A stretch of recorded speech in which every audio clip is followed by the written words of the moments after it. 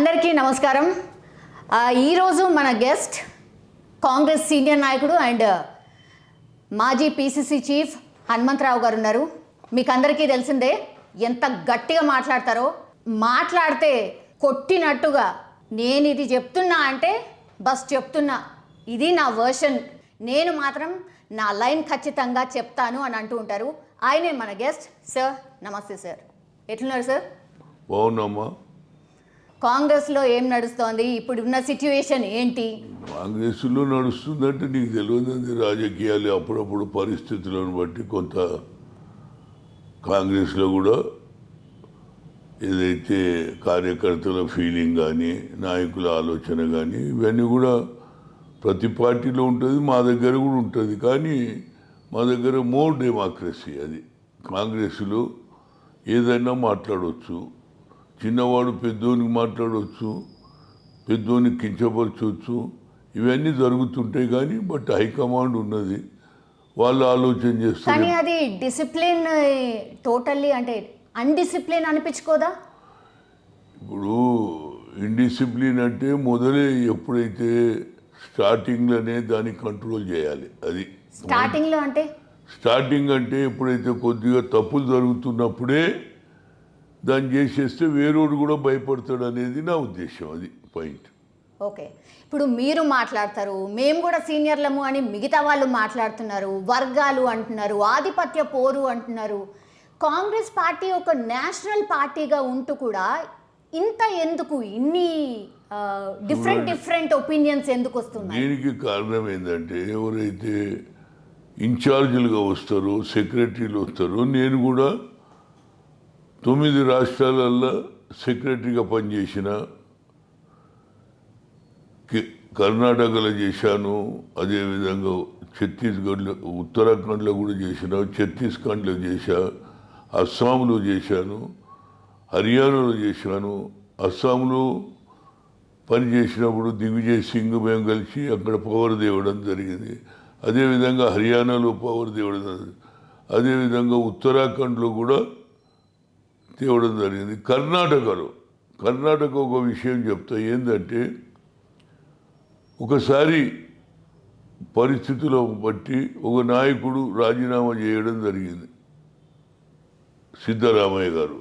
ఒక చిన్న ఇష్యూ, దాన్ని సరిదిద్దుకోవడానికి ఇమీడియట్గా మనం ప్రయత్నం చేసినాం కాబట్టి అది సర్దుమయ్యింది. ఎప్పటికప్పుడు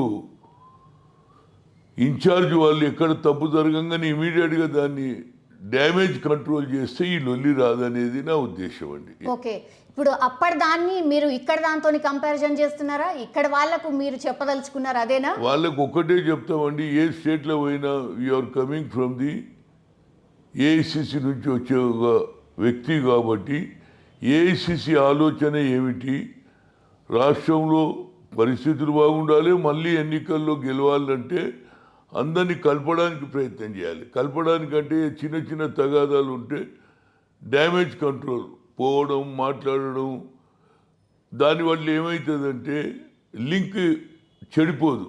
మీరు గ్యాప్ ఇచ్చిండ్రు అనుకో. కానీ ఎక్కడ సార్ మీరు అసలు కలవట్లేదు కదా, ప్రాబ్లం అదే వచ్చింది కదా. ఇప్పుడున్న వర్షన్లో ఆయన పోవాలని చూస్తున్నారు, కానీ మీరు ఎక్కడ కలవట్లేదు అనేదే కదా ఈ ఆధిపత్య పోరు కానీ, లేదంటే రెండు వర్గాలుగా చీలిపోవడం. దానికి కారణం ఒకటే చెప్తా, నేను కూడా పిసిసి ప్రెసిడెంట్ ఉన్నా.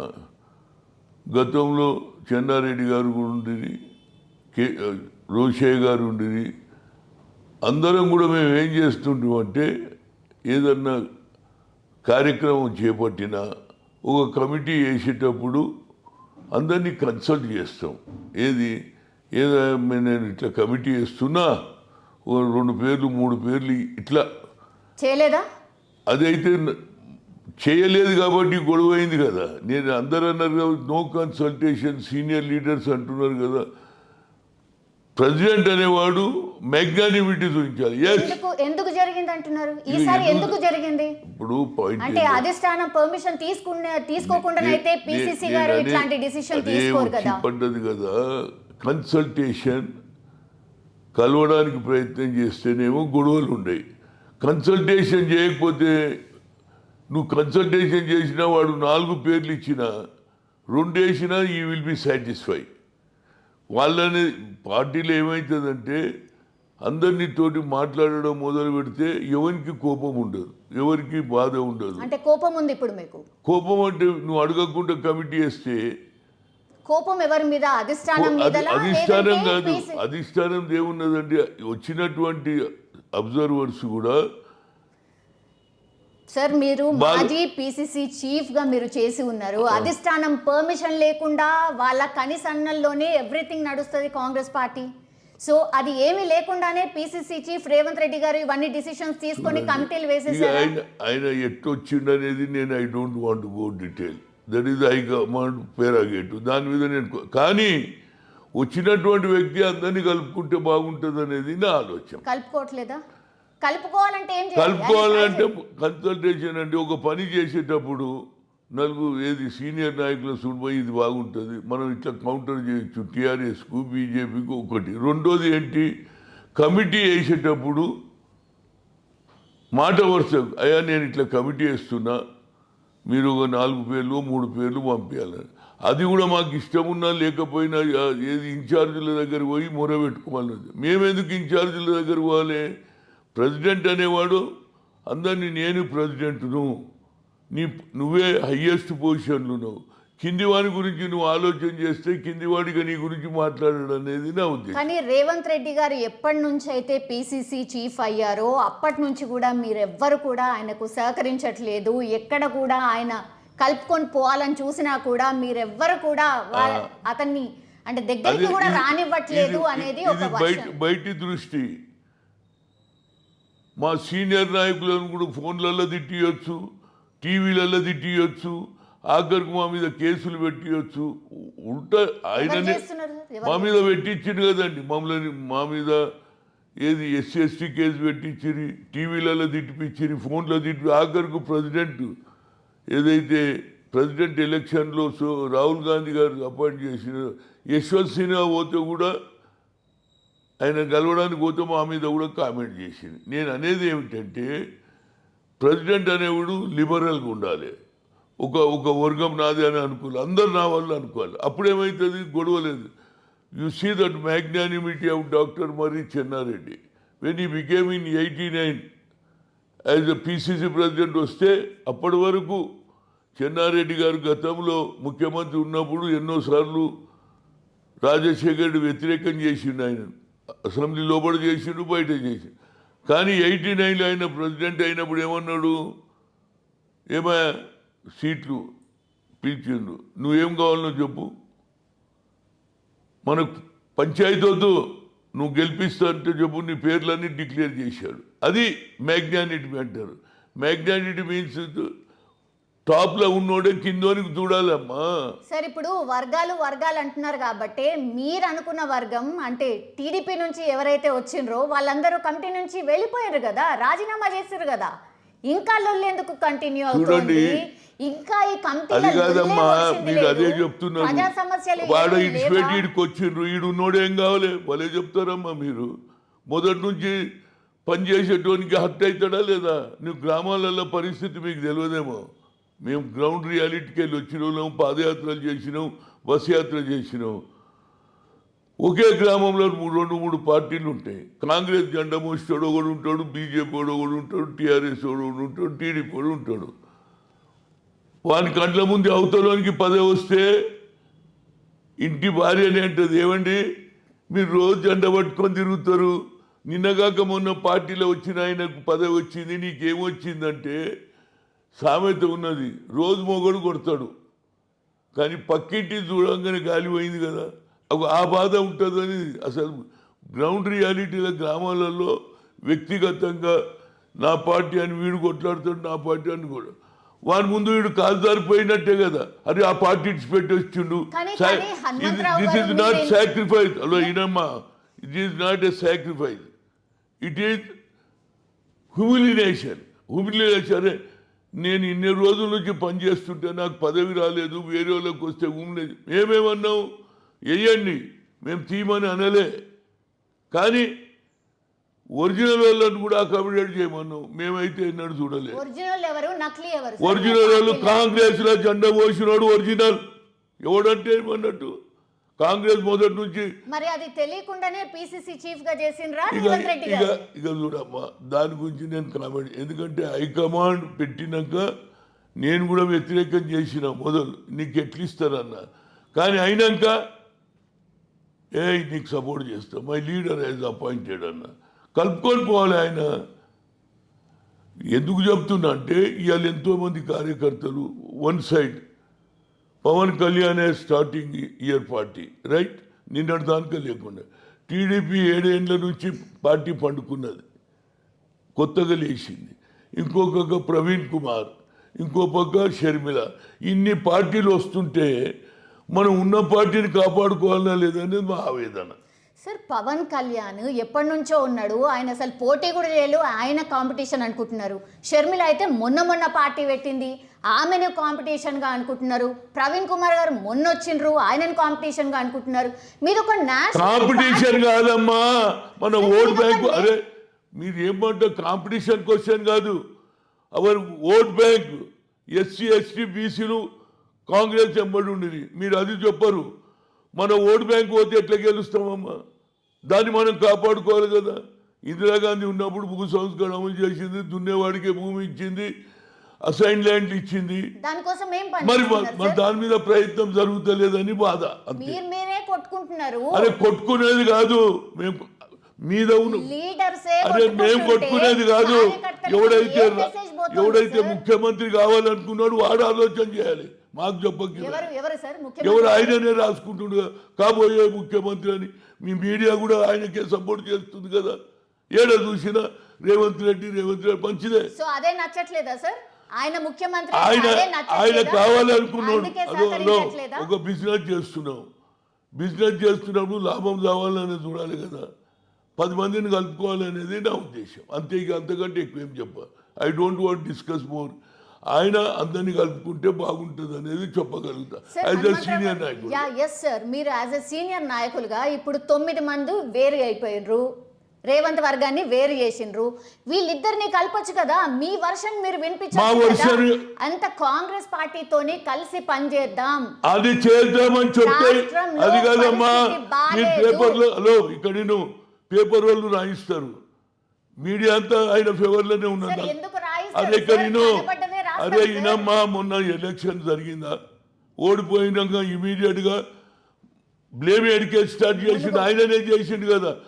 సీనియర్లు నాకు వ్యతిరేకం చేసిండ్రు, నాకు కుర్చీ గురించి కుర్చీ ఏడుందిరా బాబు, ఖాళీ ఉంటే కదా కుర్చీ, నువ్వే పేపర్లో రాయించినాక మేము హట్ అవుతామా లేదా? మునుగోడు పోయినాం, మూడు సార్లు పోయినాం, పని చేసినాం, మా మీద బ్లేమ్ ఎట్లా చేస్తాడు సార్? మునుగోడులో ఎంత సమన్వయంగా పనిచేశారు సార్ కాంగ్రెస్ పార్టీ? అది కాదండి సార్, హలో, ఆయన ఆలోచనలో మార్పు వస్తే బాగుంటుంది. ఇక అంతకంటే ఇంకేం చెప్ప. ఇక నేను I don't want to discuss. ఆయన హెడ్ ఆఫ్ ది డిపార్ట్మెంట్, ఇవాళ ఒక హోటల్ నడిపిస్తాడు, ఒక ఇండస్ట్రీ నడిపిస్తాడు. ఇండస్ట్రీ నడిపించేటోడు ఎంప్లాయీస్ని ఏ విధంగా కలుపుకోవాలి, ఏ విధంగా పనిచేయాలి అని ఆయన ఆలోచన చేయాలి. మాకు అడుగుతారేమండి? పార్టీ ఏమైనా సీనియర్ మేమేం తప్పు చేసినాం ఒక తప్పు చూపించమను. ఆయననే మీటింగ్లు పెడతాడు, ఆయనే తిరుగుతాడు. హుజూరాబాద్లో డిపాజిట్ వాయ్, మునుగోడులో వాయ్, పోయినాక నువ్వేం చేయాలి?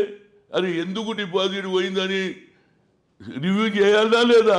ఒకసారి మన కంపెనీ లాస్ అయితే కూర్చొని మాట్లాడతామా లేదా?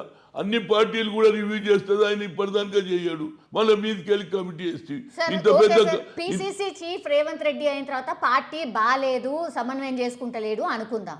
మరి అంతకంటే ముందు గతంలో ఉన్న ఉత్తమ్ కుమార్ రెడ్డి గారు బాగా పనిచేస్తారా? బాగుండేనా పార్టీ? అరే బాగా చేయలేదనే పోయి తీసేసారు, ఈయన చేయకపోతే ఈయన కూడా తీసేస్తారు. అరే వాళ్ళే చెప్తావు, ఎవరు ఉన్నా హెడ్ ఆఫ్ ది డిపార్ట్మెంట్ ఆయన బాధ్యత ఎక్కువ ఉంటుంది అనేది చెప్పగలుగుతాం.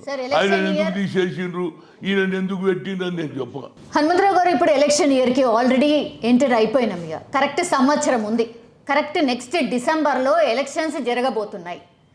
సో ఇప్పుడున్న పరిస్థితుల్లో ఎంత జల్దీ సర్దుబాటు చేసుకుంటే అంత మంచిదా?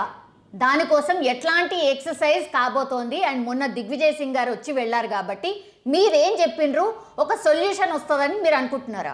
సొల్యూషన్ రావాలనే కోరుతున్నాం. అందుగురించి ఆయన ఢిల్లీలో పోయి ఇక్కడ అన్ని రిపోర్ట్స్ ఇచ్చిండు. హైకమాండ్ ఇప్పుడు ఏం చేస్తుంది అని అది మా చేతిలో లేదు. ఈయన what ever is given a report according to that high command can act. దాంతో నేనేమంటున్నాం, మేము కూడా మాలో కూడా అందరినీ కలుపుకున్నట్టు మేము రెడీగా ఉన్నాము. అందరినీ ఏకం చేసి పార్టీని బలోపేతం చేయాలి. ఎందుకంటే ఇంతవరకు టీఆర్ఎస్ బీజేపీ మనకు శత్రువు ఉండే, ఇప్పుడు 2-3 పార్టీలు వచ్చేసినాయి. తెలంగాణలో ముఖ్యంగా టీడీపీ 7 years నుంచి నో మోర్ లేకనే ఉండే. టీడీపీ వాజ్ ఓన్లీ ఫర్ ఏది స్లీపింగ్ ఉండే. ఇవాళ లేచింది. వాళ్ళు పోయి ఖమ్మంలో మీటింగ్ పెట్టిండ్రు. 80,000 లక్షలు మంది వచ్చిండ్రు. ఇప్పుడు రేపు మహబూబ్ నగర్లో పెడుతున్నారు. మనం దీన్ని ఎట్లా కౌంటర్ చేయాలి? లాస్ట్ టైం మీరు టీడీపీతోనే కలిసి ఎలక్షన్ లోకి పోయినరు కదా, మళ్ళీ ఈసారి అరే టీడీపీతో పెట్టుకొని మేము పోయినాం కదమ్మా. ఆనాడు తెలంగాణకు వ్యతిరేకంగా చెప్పిన చంద్రబాబును మనం కలపడం వల్లనే మాకు నష్టమైందో అని ఓపెన్గా చెప్పినాం కదా. మళ్ళీ టీడీపీ కావచ్చు, అది మీ వర్షన్. వర్షన్ ఏంది? మేము చెప్పినాం వద్దులంటే తెచ్చి పెట్టింది. ప్రజలకు అనుమానం రాదా? మేము పార్లమెంట్లో కొట్లాడుతుంటే ఇదే సుజనా చౌదరి, రమేష్ తెలంగాణ బిల్లు రానియకుండా ప్రయత్నం చేసిరా లేదా?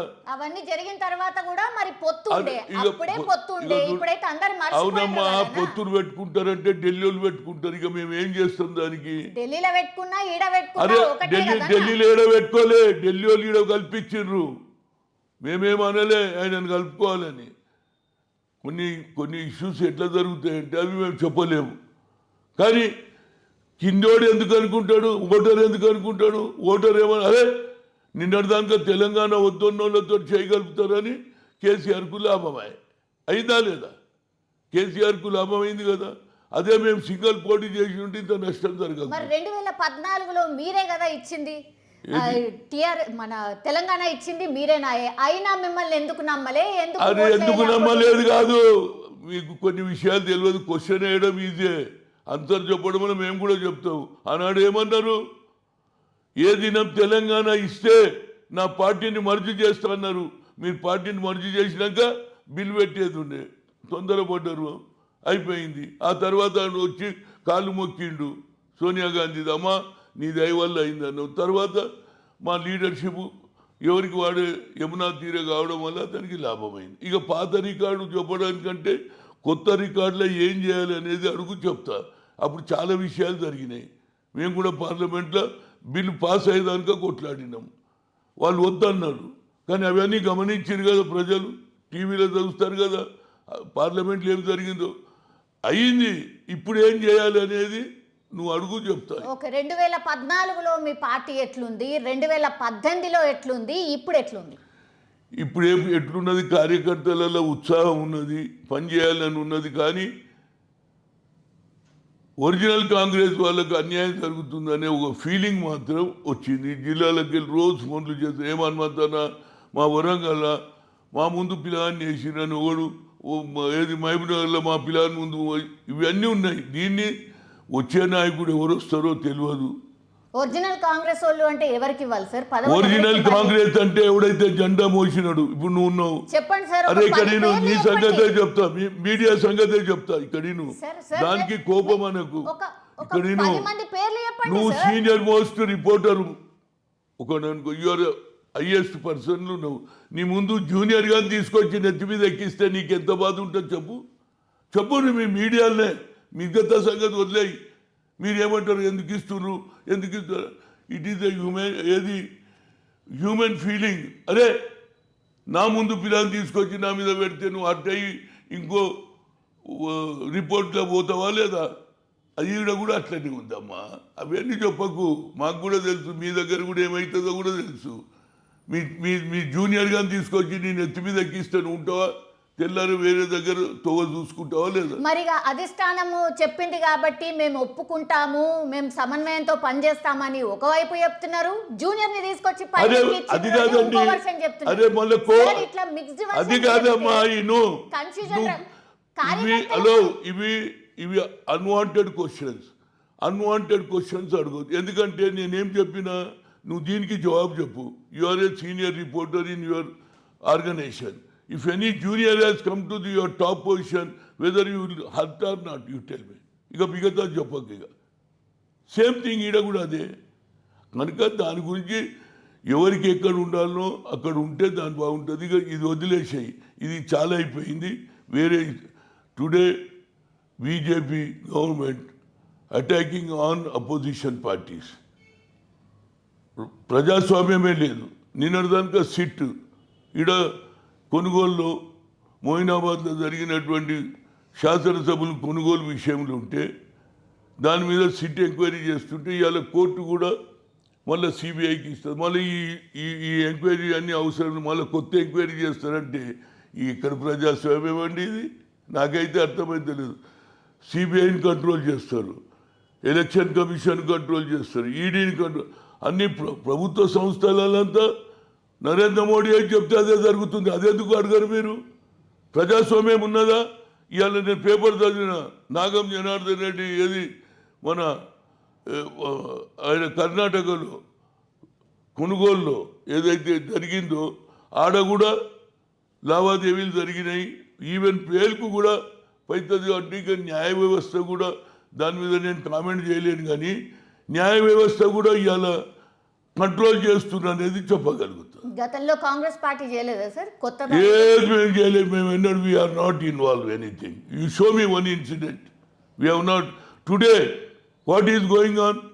లల్లు ప్రసాద్ యాదవ్ 2018లో రైల్వే మినిస్టర్ ఉంటే అది క్లోజ్ చేసిన కేసు మళ్ళీ తీస్తున్నారు. అందరిది ఇదే. ఇది ఉంటే వాళ్ళు ఖతం చేస్తున్నారు. ఇప్పుడు డెమోక్రసీ నడుస్తలేదు, డిక్టేటర్ రాజ్యం నడుస్తుంది.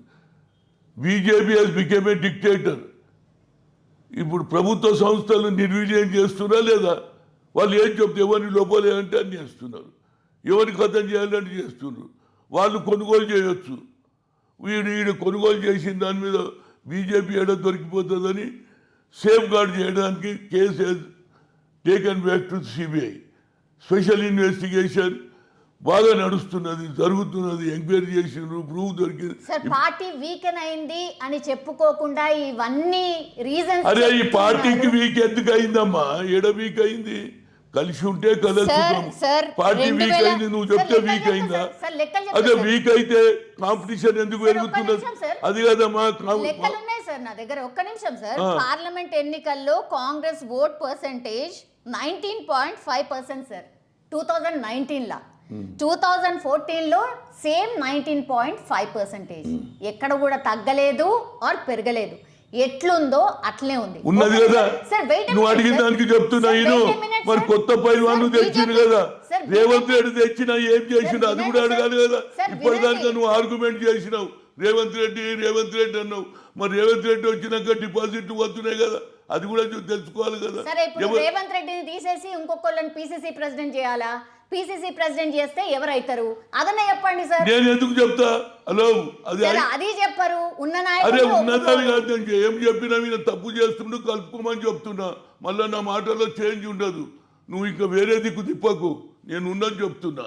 ఏమని ఆయనలో మార్పు వచ్చి అందరినీ కలుపుకుంటే బలపడుతుంది. కార్యకర్తలలో ఉత్సాహం ఉన్నది, ఫైటర్స్ ఉన్నారు. ఇవాళ ఇంత లొల్లి ఎందుకు అవుతున్నది? మా దగ్గర కార్యకర్తలు లేరు, కార్యకర్తలు ఉన్నారు, పనిచేసే వాళ్ళు ఉన్నారు. కానీ సరి అయిన ప్లేస్లో వాళ్ళని ఉపయోగించుకోవాలనేదే నా ఉద్దేశం. Right sir. స్టేట్లో మీ పార్టీ పొజిషన్ ఏంది సార్? 1, 2, 3, 4, 5, 7 ఎక్కడుంది ఇప్పుడు? ఇదంతా జనం కదమ్మా. ప్రజలు ఎవరికి ఓటేయాలనేది వారికి ఉన్నది. ఇవాళ పరిస్థితి దీని మీద ఎప్పుడన్నా అన్వేషణ చేసినరా మీరు?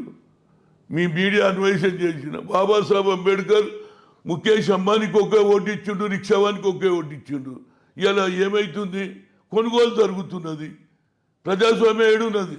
ఎవరు డబ్బులు ఇస్తానికి ఓటు వేస్తున్నారు. అందులో మార్పు వచ్చినాడు, మీలో కూడా మార్పు వస్తుంది. వస్తుందా సార్? అట్లాంటి మార్పు వస్తుందా? రావాలని వస్తుందా అని ఎవడు చెప్తాడు? రావాలనే ఆశిస్తున్నా. ప్రజలలో మార్పు రావాలి. ఎవడు పని చేస్తాడో వాళ్ళకి వేయాలి అని అంత మనం పని చేస్తాం. ఎలక్షన్ రాగానే ఎవడు డబ్బులు ఎక్కువ ఇస్తే ప్రజలలో మార్పు రావాలని కోరుతా. అంతే. నేను ప్రజలు మొన్న జస్ట్ మునుగోడులో సార్ 600 కోట్ల రూపాయలు ఖర్చు పెట్టిండ్రు. ఒక్క నియోజకవర్గానికి అంత ఖర్చు పెడితే మరి పార్లమెంట్ ఎలక్షన్లు ఏం కావాలా? అసెంబ్లీ ఎలక్షన్లు ఏం కావాలా? ఇప్పుడు కరెక్ట్గా వచ్చిన లైన్లాను ఎలక్షన్ కమిషన్ ఏం బిక్తుంది? ఎలక్షన్ కమిషన్ ఏం చేస్తుంది? అది ఒక రూల్ రావాలి. మీరు కేవలం అదే చెప్తున్నారు. డబ్బున్నొంతే రాజ్యం అయింది. ప్రజాస్వామ్యం ఎందుకు వచ్చినా మేము రాజకీయాలల్లో ఇవాళ నాతో నేను పనిచేసినప్పుడు నాకు కూడా ఎన్నో అవకాశాలు వచ్చినాయి. కొన్ని కోట్లు సంపాదించలే, పేరు సంపాదించిన. హనుమంతరావు ఎక్కడ పోయినా జనం వస్తారు. నేను అనేది ఏంటంటే ప్రజలకు తాగుడుకు డబ్బులకు అలవాటు అయ్యే రోజులు వచ్చినాయి.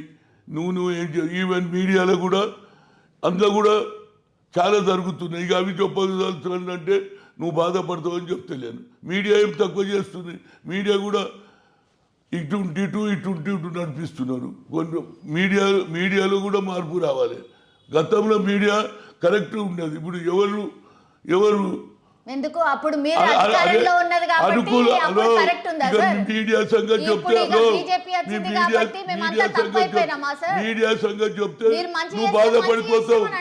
మీడియా కూడా తయారైంది అట్లనే. మీడియా ఎవరి చేతులు ఉన్నది? డబ్బులు ఉన్న వాళ్ళ చేతులు ఉన్నది. వాళ్ళు ఏం చెప్తే అదే నడుస్తుంది. అదెందుకు చెప్పవు? మీరు మంచి చేసినా మేము చూపెడతలేము. ఏ మంచి చేయాలో మీరు 90 అబద్ధాలు చెప్తున్నారు, 10 న్యాయం చెప్తున్నారు. ఇవాళ నువ్వు దీన్ని ఎందుకు అడగలే? నువ్వు ఫస్ట్ పాయింట్ ఏది అడగాలి? ఇవాళ ఏది సిట్ కేసును ఎందుకు తీసిండని అడిగినావా? ఎందుకు అడుగుతావు? నువ్వు అది అడగదు. ఇక్కడ వచ్చినావు రేవంత్ రెడ్డి గురించి వచ్చినావు, నాకు అది కూడా తెలుసు. అరే నేను కుల్లా చెప్తా. అరే మా ఇక్కడ నీకు గతంలో ఇక్కడినామా నేను చెప్పింది గతంలో నన్ను తిట్టినప్పుడు రాసినావా? గతంలో నన్ను తిట్టిండ్రు, ఫోన్లో తిట్టిండ్రు, కేసు అయింది, రాసినవా?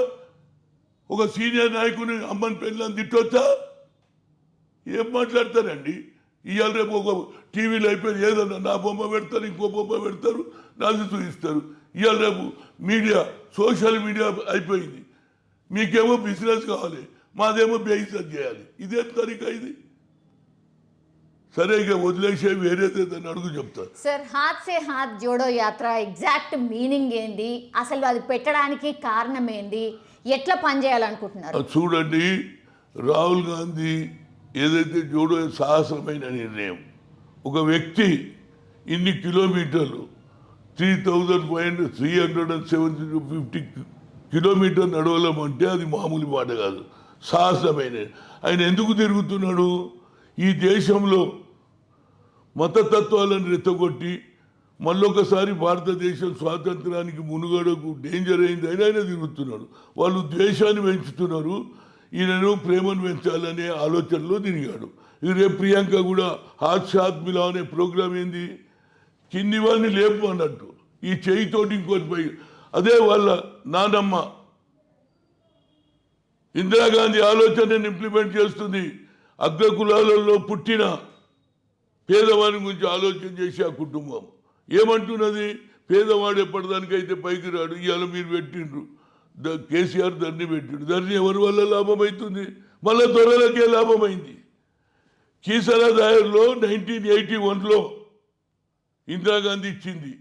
ఏది దున్నేవాడికేమో 94 ఎకరాలు, 10 మంది లెఫ్ట్ పార్టీ ఏది మన మాదిగలకి ఇచ్చేది.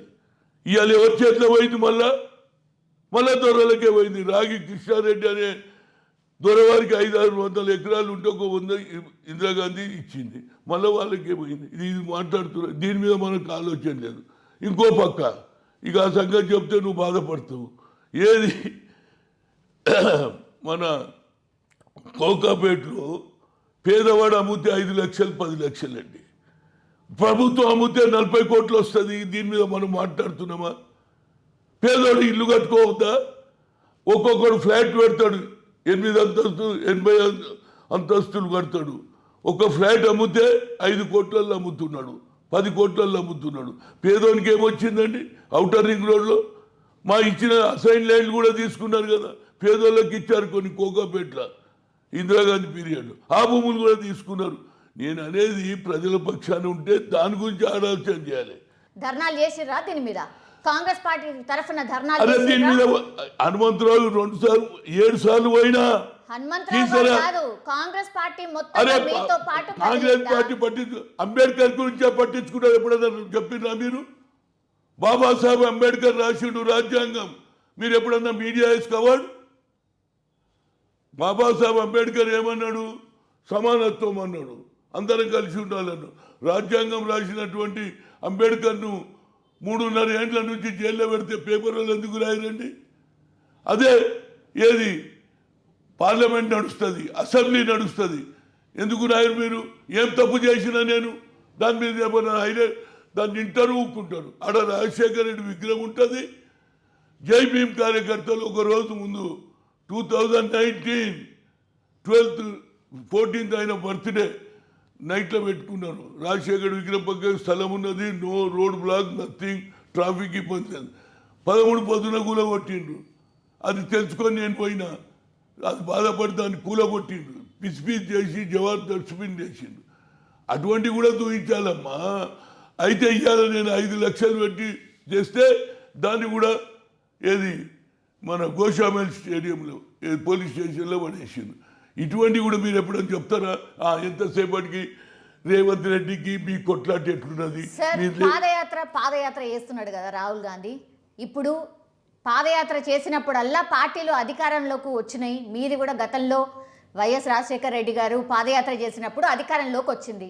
సో ఇప్పుడు సెంట్రల్లో అధికారంలోకి వస్తామన్న నమ్మకం ఉందా? పాదయాత్ర చేస్తుంది. పాదయాత్ర అదెందుకు చెప్పలేదు నువ్వు? ఇది మర్చిపోయినావు. 2002లో నేనే కదా బడుగు బలైన వర్గాల సభ పెట్టి సోనియా గాంధీని పిలిచినాకనే 5-6 లక్షలు వచ్చినాక ఆయన పాదయాత్ర మొదలు పెట్టిండు. పాదయాత్ర మంచిదే, బాగా చేసిండు. కానీ మార్పు అప్పుడే వచ్చింది. అది ఎవడన్నా ఇప్పటిదానిక ఏ ప్రెస్ ఓటు రాయడు. హనుమంతరావు సింగల్ ఆర్గనైజ్ చేసిన నేను 5-6 లక్షలు, అప్పుడే మార్పు వచ్చింది. టీడీపీ వ్యతిరేకంగా దాన్ని ఆయన వాడుకున్నాడు. సరే అయ్యిండు. అయిన తర్వాత నేనేమంటున్నా, ఇప్పుడు వచ్చినటువంటి అవకాశాన్ని ఎట్లా మనం వినియోగించుకోవాలి, కార్యకర్తలను ఎట్లా కలపాలి. ఎవడన్నా కొద్దిగా బాధపడుతుంటే అని ఇంటికి పోవాలి. మన దగ్గర పోయేదే లేదు. పోతేవని ఈడు పోతేవని పోతే ఎవడు నువ్వే మిగులుతావు. నేను అనేది డ్యామేజ్ కంట్రోల్. ఒక చిన్న విషయం చెప్తా, నా గురించి మీకు తక్కువ తెలుసు. నేను I was in charge for Karnataka. Siddaramaiah CM Ibrahim అనే శిష్యుడు ఉన్నాడు. Is a good speaker, very good speaker. Tamil, Kerala, Telugu అన్నిట్లో మాట్లాడతాడు, హిందీలో. ఆయనకి ఏమన్నాడు, మా మధుసూదన్ మెస్సి నాకంటే సీనియర్ జనరల్ హనుమంతీయనకి ఎమ్మెల్సీ ఇద్దామన్నా, మంచిదన్న. ఈ లోపల ఏమైంది, ఖర్గే గారు ఏది గుల్బర్గాకు పోయారు. ఆడ ఎస్సీ సీట్ రిజర్వ్ అయితే పోయిండు. ఆయన ఏం చేసిండు, అక్కడ ముస్లిం ఉంటుండే, అరే ఆయనకు న్యాయం చేయాలి, ఆయన సీట్ మీద ఆయన పేరు రికమెండ్ చేస్తే అయిపోయింది. ఈయనకేం కోపం వచ్చింది, నాకు చెప్పకుండా చేసిండ్రని రాజీనామా పంపించిండు. Sonia Gandhi, I'm a CLP leader, without my consultation you appointed, so you kindly, I don't want to continue as a CLP leader, my resignation should be accepted అన్నాడు. అలాంటి టైంలో అహ్మద్ పటేల్ ఉండే, హనుమంత్ నేను పోయి సాల్వ్ చేసి ఆయన కాళ్ళేళ్ళు మొక్కి మళ్ళా రాహుల్ గాంధీ ప్రోగ్రాంలో వచ్చి మళ్ళీ బండ్ల కూర్చోబెట్టిన. మర్చిపోయిండు. ఈడ అట్లున్నదా? ఆనాడు నేను చేయకపోతే మళ్ళీ ఆడ కర్ణాటకలో కాదు, అది నా గొప్పతనం. కావాలంటే మీరు తెలుసుకోండి. డాక్టర్ పరమేశ్వర్ వద్ద సిఎల్పి లీడర్, పిసిసి ప్రెసిడెంట్. ఈడ ఏది చేయలేదు, పోతారు మాట్లాడతారు, వచ్చేస్తారు. పోతే వాడు పోతున్నాడు, ఈడు పోతున్నాడు, కోమటిరెడ్డి వెంకటరెడ్డి అని, శశిధర్ రెడ్డి అని, ఎవరిని పడితే అని పంపిస్తే పార్టీ ఎట్లా బలపడుతుందండి? కోమటిరెడ్డి వెంకటరెడ్డి కూడా పోతుందా సార్? పోతాడని నేను ఆపినా. That is Hanumantha Rao. V Hanumantha Rao garu అయితే ఒకటే చెప్తున్నారు, మేమందరం సమన్వయంతో పనిచేయబోతున్నాం, పార్టీని నెక్స్ట్ అధికారంలోకి తీసుకురావడమే మా టార్గెట్ అని అయితే చెప్తూ ఉన్నారు.